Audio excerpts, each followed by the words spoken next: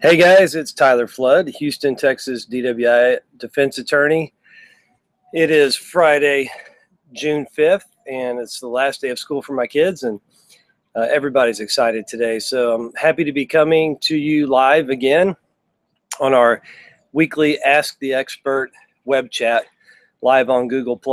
And we couldn't do it last week because we were out of town, and it didn't happen last week, but I appreciate you tuning back in this week. I was in Lampasas last week for a case, which is going to turn out to be very interesting. And Philip, I hope you're watching. Hello to you, and hello to anybody else that's out there. So the purpose of this forum is to, make ourselves available to answer any questions you have concerning intoxicated-related cases. In Houston or anywhere around Texas. So my practice is dedicated exclusively to DWI defense, intoxicated related offenses, intoxication manslaughter, intoxication assault. I've tried over 140 jury trials. It's probably over 150 now. And we had a couple, that's terrible grammar, We had a couple recent victories this past 2 weeks, and one with from James Fletcher, one of my hotshot trial attorneys, also won a case this week. And we're going to talk today about some of the issues in those cases, as well as any other questions that you guys submit to me. So let me go ahead and, by the way, our email address is tyler@tylerflood.com. or office@tylerflood.com. So if you have any questions that you want answered, you can always email us ahead of time, and we'll answer those. If you need to get in touch with us directly, it's 713-224-5529, and we're available anytime to meet. All right, let's take our first question. So somebody has asked a great question. I recognize a lot of issues with my client's case that I think could lead to a dismissal. Somebody text me and let me know if you guys can hear the yard crew in the background, the weed eater going on. It doesn't look like you can hear it, but what a great time to fire up that weed eater. So the question is, I recognize a lot of issues with my client's case that I think could lead to a dismissal. When should I tell the prosecutor? This is a really good question. Probably the most important factor that attributes to our continued success in handling DWI cases is paying attention to when to talk and when to keep your mouth shut. And I know I've hit on this before. It's hard. Attorneys are trained to spot issues in cases, and that's what law school was all about, spotting issues. So you take a case, and even some people come into our office and say, look, I had too much to drink, they drew my blood, or I blew and it was over the legal limit. I'm guilty. How can you fight this? It's a common question that we get. There are ways to fight cases with any facts. It doesn't matter if you were if you thought that you were driving while intoxicated. The state still has to present that evidence, and enough evidence that it convinces a jury beyond a reasonable doubt. So that sometimes can be very challenging for a prosecutor, because everybody's got to be able to convince the judge that the science is reliable, that the procedures were applied properly on the occasion in question. So a lot of our time and the hours and hours that we spend on a blood draw case, for example, are going over the documentation that we receive in discovery from the crime lab. We will literally get a binder about this thick, full, 1,000 pages, thanks to the good work of our paralegals and our team. Andrea and Laura and Brenda all help out obtaining these documents. And so we scour everything, and we might find issues like, for example, if on a breath test, let's say, if they have to have a 15-minute observation period to observe you before you blow, or else it's not admissible.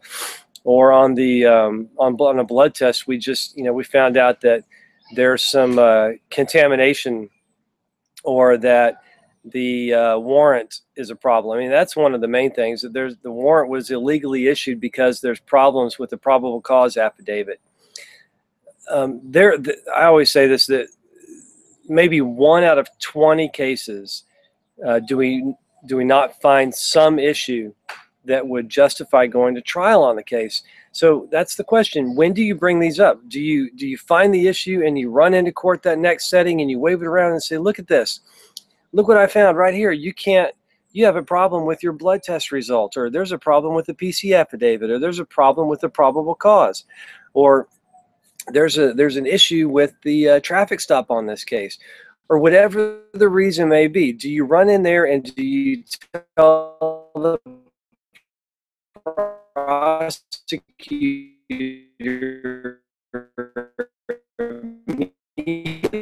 about it?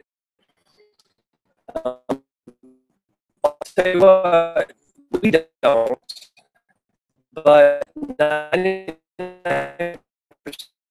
of the other attorneys in town, I wish they would do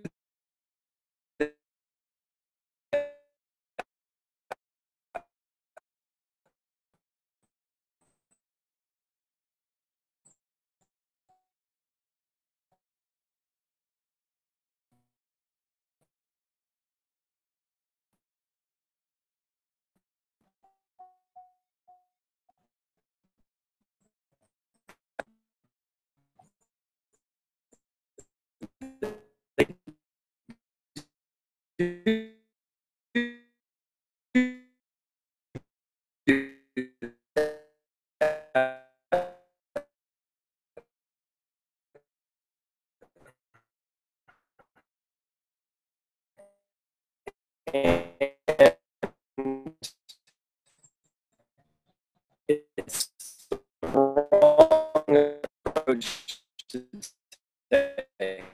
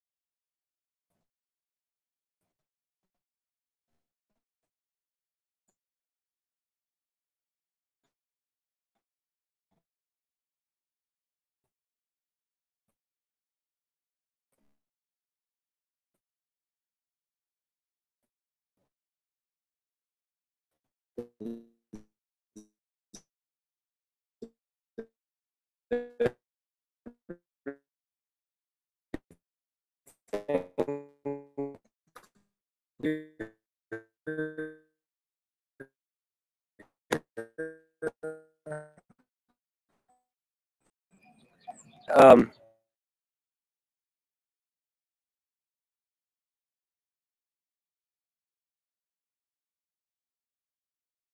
Somebody let me know if it's fixed. Not sure. Okay, anyway, so the answer, it looks like it's fixed. The answer to that question is no. You don't want to go in there and run and tell prosecutors about your issues right away because they can get fixed. The better solution is to do that two-part analysis. One, if I tell the prosecutor about my issues in the case, can they be fixed and they go away, and you just educate the prosecutor? Or two, is it something that you want to wait for? If it can be fixed, then you don't want to mention it to the prosecutor. So then you wait for trial and you set it for trial and use it in trial. So that's what we've done on a lot of cases. But that's very important. A very important question is when to disclose problems with the case, and you need to put more time into thinking about the timing on when you disclose problems in the case. So I guess some of that cut out, but it's a two-part question. Do you trust the person that you're telling, the prosecutor, that if there's a problem, are they going to do the right thing and get rid of the case? And most of the time, the answer is no. And number two, if you tell them about the issue, is it something that can be changed? Most of the time, the answer to that question is yes. So we want to hide those issues and develop them in trial. All right, let's go on to a different question. Oh, this is a good one. When is a police officer required to read me my rights? Well, we all see on TV that, and we've all heard of Miranda, thinks that you need to be read your Miranda rights if you're going to be arrested, and that is not true. Before I started doing this, actually when I started doing this, I thought that you had to be read your Miranda rights or else it wasn't a legal arrest. Well, that's not true at all. The only time that, an officer could actually make an arrest and, pretty much never read you your Miranda rights. I think that they would have to at some point, because you have to be advised that you have the right to an attorney at some point.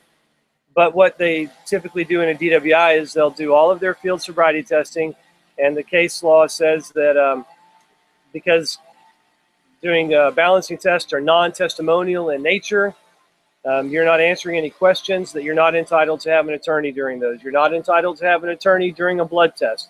You're not entitled to have an attorney during a breath test.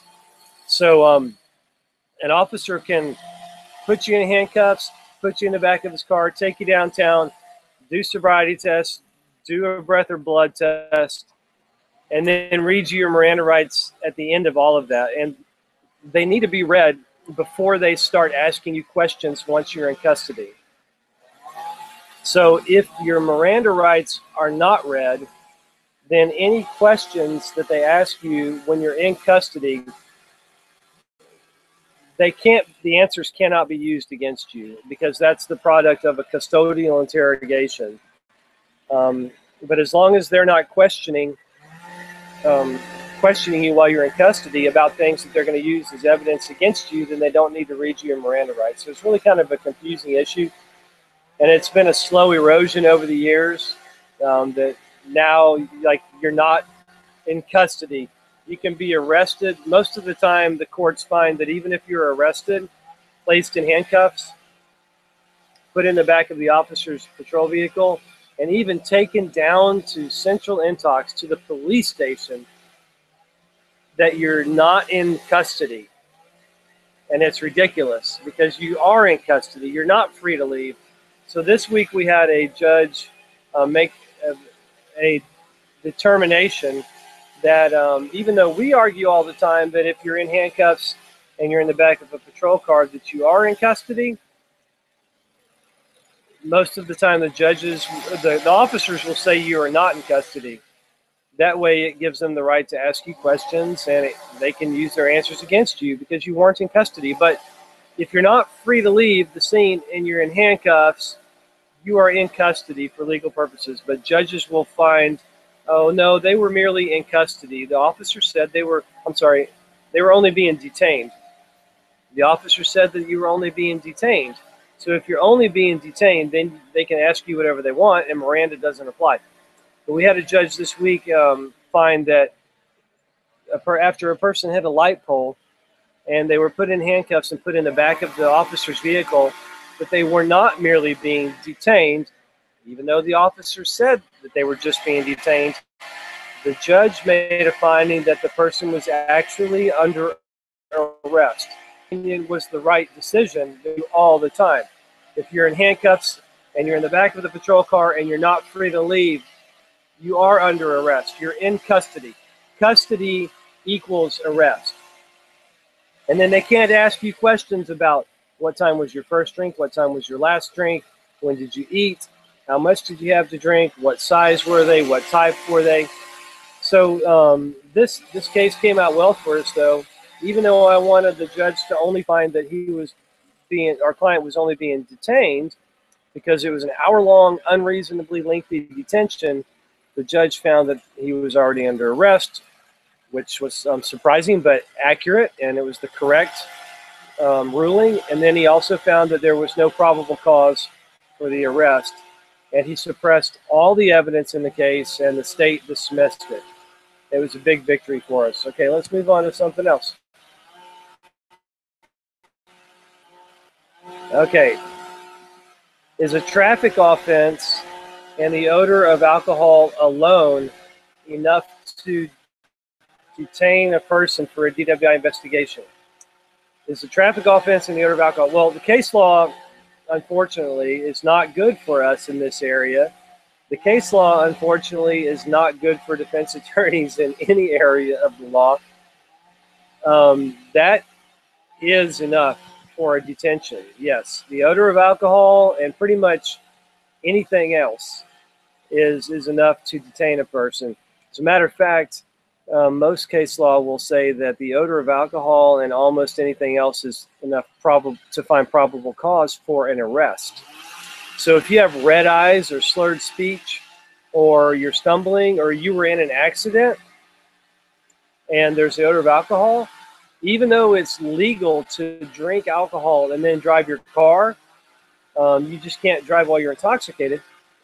The odor of alcohol, so having anything to drink, even one drink, and having a traffic accident or a traffic offense, committing a traffic offense, the appellate courts will uphold that as sufficient probable cause that you were to suspect you were intoxicated, which is absolutely ridiculous. Thank you for that question, AP. What's the difference between an arrest and a detention? We talked about this a little bit, but so the difference is that a detention is that the officer has what's called reasonable suspicion. Not probable cause, which is higher, but reasonable suspicion to suspect that there's some criminal activity afoot. And that has to be based on specific and articulable facts. So it doesn't take much for reasonable suspicion to detain a person for further investigation. A detention is not an arrest. It is lower than arrest. If you're pulled over for a traffic violation, you're being detained. That means that they had reasonable suspicion that there was some offense that might have been committed. And then they have the right to detain you to investigate further. So commonly, a detention is like you're speeding or you're weaving, or you ran a stop sign, you ran a red light, you rolled a stop sign or something like that. Then they've got reasonable suspicion.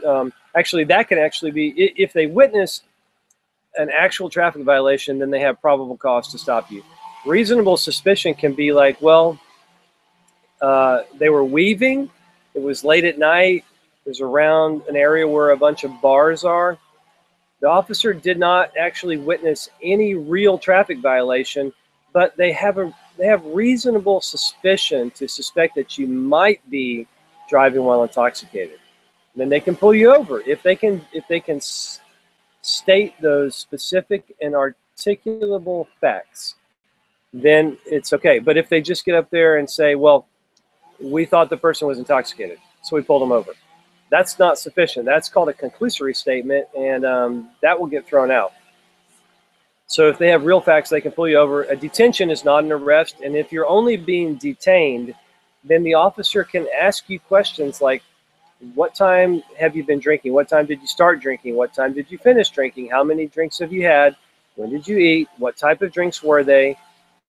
All of that is not protected by Miranda, because the officer just has to say, you know what? I was just detaining them. And it's all a bunch of BS. They're not free to leave the scene. Their freedom has been infringed upon.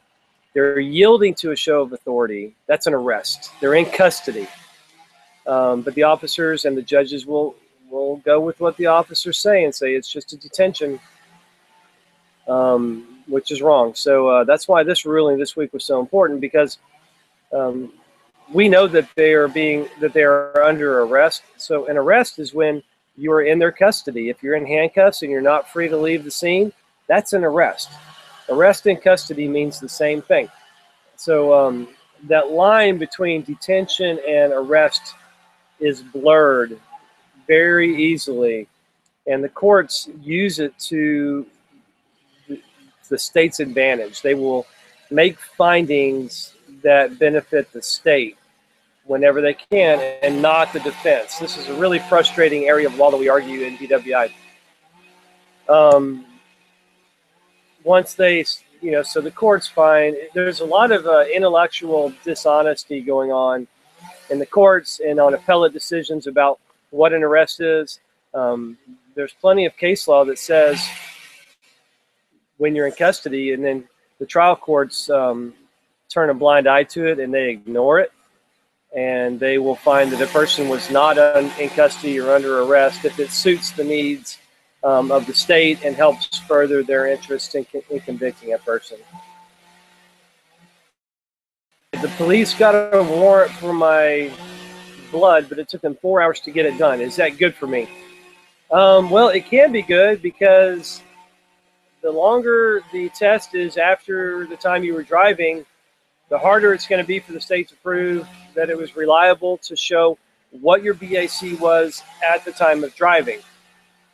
It doesn't matter what your BAC was at the time of testing 4 hours later. So there's no bright line rule that says if a test is 2 hours later or 3 hours later or 4 hours later that it's not reliable. There's been no decision yet that has said if it's 4 hours later, it's not admissible because it's too long, it's unreliable, and it's really ridiculous. So, but it puts the burden on the state and to come back and say, it doesn't matter that it was 4 hours later. We can still prove to you beyond a reasonable doubt that the person was a .08 at the time of driving. So it's really ridiculous that they actually can use a blood test from you 4 hours after you were driving, probably even 5 hours or 6 hours. At some point, a blood warrant, though, would become stale, and we could probably convince a judge that, Judge, 6 hours after the person was driving, that's stale. There's no reason to believe that that person would still be intoxicated, but I haven't seen that happen yet. So that's a good question.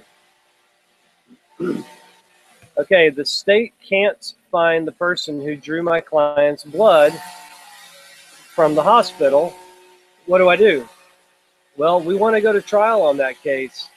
And we won a case last week where my client ran into an HPD officer's car head-on, and she crashed her car into a ditch. She wasn't familiar with the area and turned the wrong way down the street. And the state thought that they did not need to bring the person that drew the blood to court to testify, and they were wrong. And I see this happening more and more, and it's just, I think it's because more and more defense attorneys are not, the fact that the blood drawer isn't there. There's a colleague of mine who's a good friend of mine that created some case law for us that really did a lot of damage to our arguments in court. And he didn't raise the right objections. He didn't object to certain things in trial that came in. And it really caused some problems. And so now all of us are having to work harder to educate these judges that just because you have a video of the blood draw, that does not mean that it is automatically admissible. Transportation Code section 724.017 requires that the state still prove that the person who drew the blood falls under one of the acceptable people who can draw blood. In this case it was a qualified technician. She wasn't a nurse. So they didn't have this person appear in court, but they said, well, that's okay because the officer can testify that the proper blood procedures were performed on this occasion. That's the other thing that I was going to mention. So it has to be proof that it was a qualified person under the statute that drew the blood and that it was performed properly on this occasion by accepted medical procedures. Well, a police officer can't look at a video. I mean, they can, is if the defense attorney doesn't object to it, they can look at the video in trial and tell the judge, oh, I know that person's qualified because I've seen them do blood draws before. That doesn't cut it. And the officer can say, oh, I've seen lots of blood draws performed and they did that blood draw properly on this occasion. You know, that doesn't cut it either. We're talking about proof here. So what we did in this case, even though the prosecutor didn't think they needed to have the blood drawer available, we said, great, well, what proof, we asked the officer who was in the blood draw room, how do you know this person is a qualified technician? And he said, well, because I've seen this person before.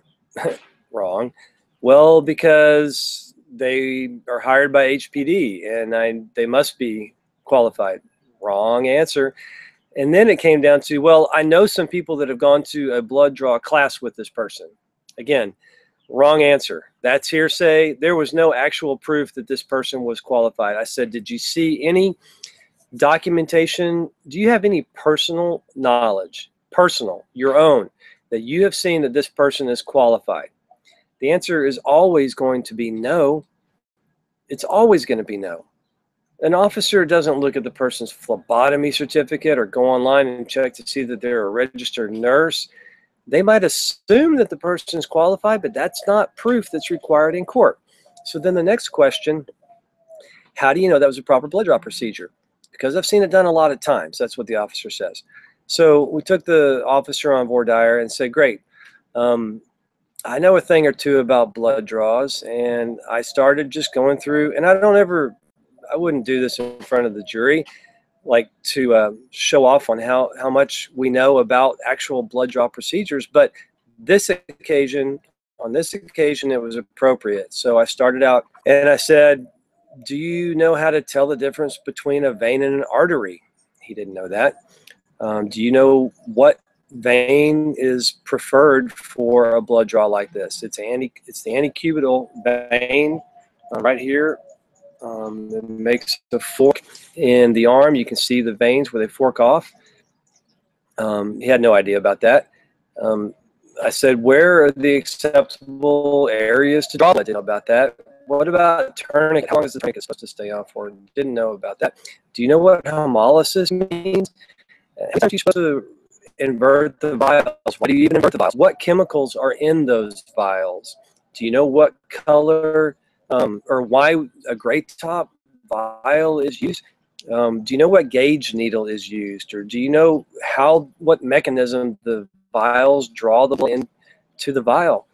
He didn't know any of this. And then my co-counsel, Justin Harris, thank you, he gave me one last great question to ask. He said, ask him, if the blood drawer did the blood draw wrong, would you even know at all?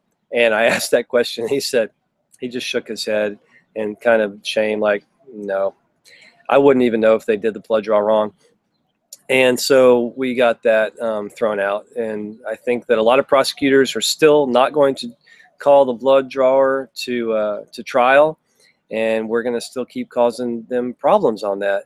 And I'm fine with them doing that. If they think they can get away with that because of that case, the Atkins v. State case, then more power to them. And we'll keep fighting it, and we'll keep winning on that issue.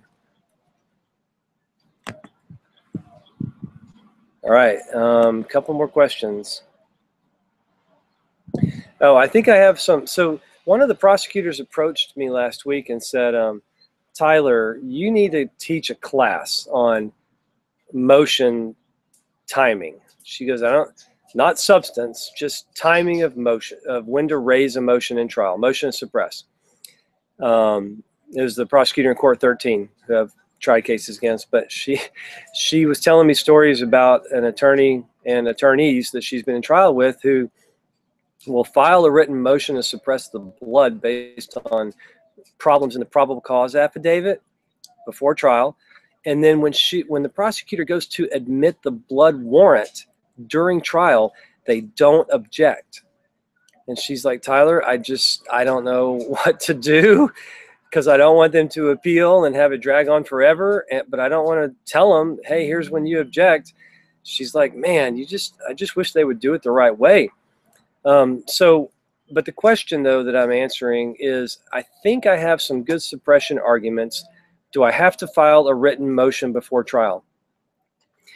You do not have to file a written motion to suppress evidence before trial. The case is Roberts v. State. I finally got that right, Andrea, because I just briefed it on our little new note card filing system yesterday. But you can raise motions to suppress by filing a motion before trial. Again, that's kind of like a motion to quash. You can call it like a motion to fix. if you don't have to file a motion to suppress, if they're not requiring you to do that, if the court or the jurisdiction is not absolutely requiring you to file a motion, and I don't think they can anyway, because they don't know about the, I mean, the case law says you don't, but you also want to play by the judge's rules if they have those hard line rules about that. Don't file pretrial motions to suppress, I say. If you know there's a motion to suppress that you're going to raise, don't tell anybody about it before trial. Just raise it in trial. You have the right to do so. The law is on your side to do so. And before the evidence that you're moving to suppress comes in, stand up and say, Judge, may we approach? 99 times out of 100, the judge will say, that's fine, and say, Judge, based on the testimony that I heard, I'm going to move to suppress this test or whatever the evidence is, and I'd like to have a hearing outside the presence of the jury. And the judge agrees, and they'll send the jury out, and then you get to have your motion to suppress. Never been denied a motion to suppress in trial ever in 14 years because I didn't file a written motion beforehand. So I see a lot of attorneys doing it backwards. I've talked about this a lot. People are still doing it wrong. I don't know what it's going to take to get them to stop filing those motions to suppress and alerting everybody in the world of what you're going to argue during trial. That's a good question. All right, the police drew my blood, but they don't have the result yet. The judge made me get the interlock in my car anyway. Is this legal? Yeah, that's really frustrating. And, you know, it wasn't very long ago where there were no judges that were requiring interlocks as a condition of bond. So people keep telling me, you know, like when we get to trial, they're like, Tyler, I've already been on probation for 9 months. And I tell them, I mean, I just agree. I sympathize with them. It feels like you've been on probation for 9 months, but really you're just under pretrial supervision. It's conditions of bond. It's not probation, even though you got a probation officer supervising you. So the judge has discretion to set conditions of bond. One of them is to protect the community. They can order an interlock or some sort of blow device that you have to blow to while your case is pending. It used to be that judges would only order that in really egregious circumstances, like if it was a second offense with, I mean, I think even second offenses, we weren't having those ordered. Nobody was doing it. But then it was like, okay, second offense, you get an interlock, and that was it. Then it became, okay, on a first offense, if it's a 0.15 or higher, you get an interlock.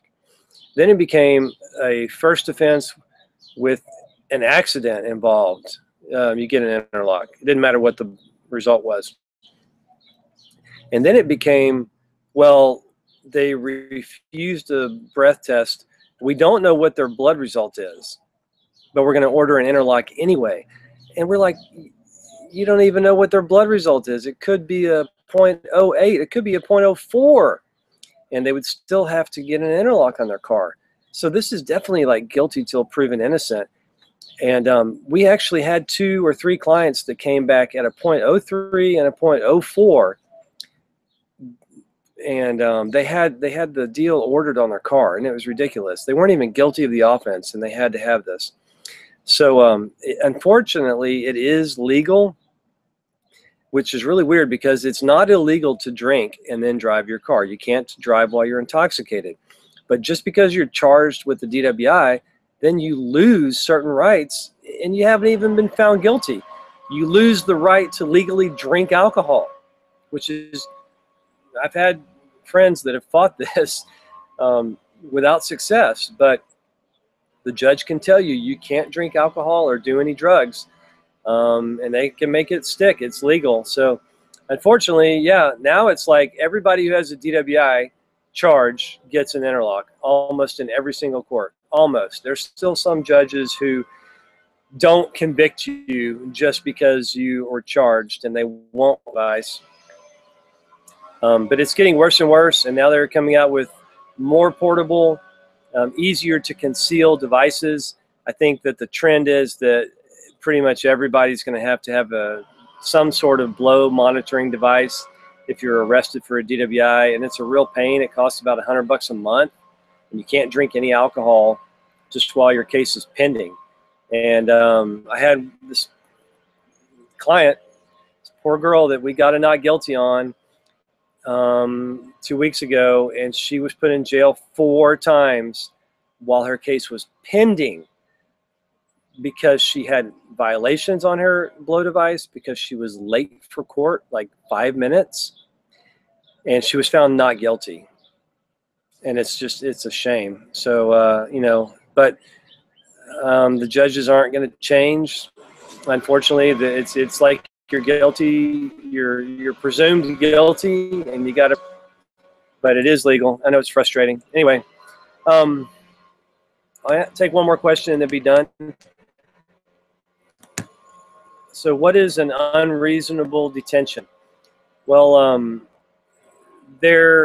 we had a couple cases where there was an unreasonably lengthy detention.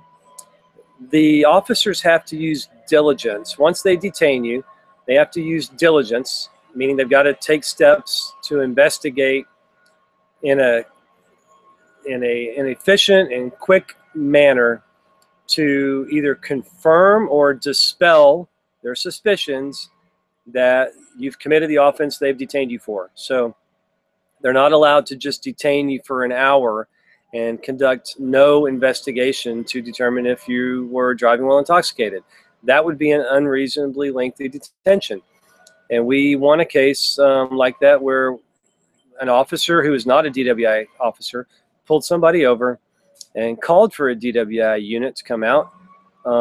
If they had to wait for an hour because that's how long it took the officer to make it straight there, the courts would find that wasn't an unreasonably lengthy detention. But my excellent partner in crime, Andrea Podlesny, who's a board-certified paralegal with the State Bar of Texas, she plotted out all the GPS coordinates of where this officer was and looked at his MDTs from his keyboard in his car and figured out what he was doing in that hour that it took him to get there. And he was just jacking around, driving all around the city, running people's plates, looking for people who had expired registrations, warrants, things like that, not making an attempt to get to the scene. And once we showed that, you know, the judge denied our motion to suppress immediately.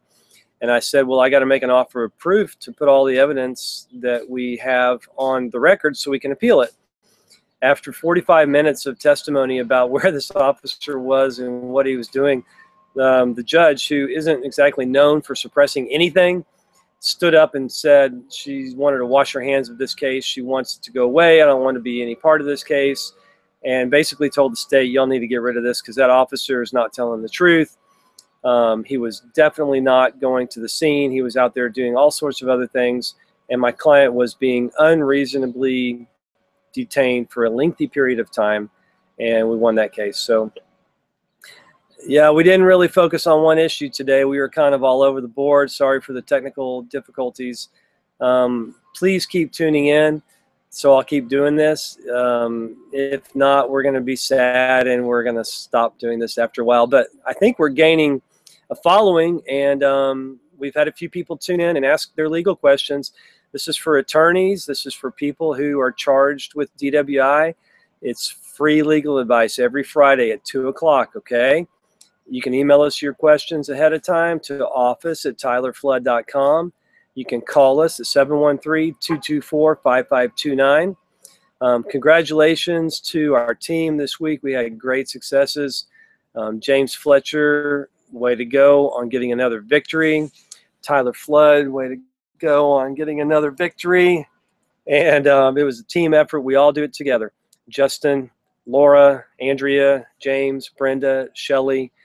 We all do it together, and it's a great to give people their lives back. So Tyler Flood, Houston, Texas, DWI defense attorney, signing out, and we will see you guys next Friday at 2 o'clock.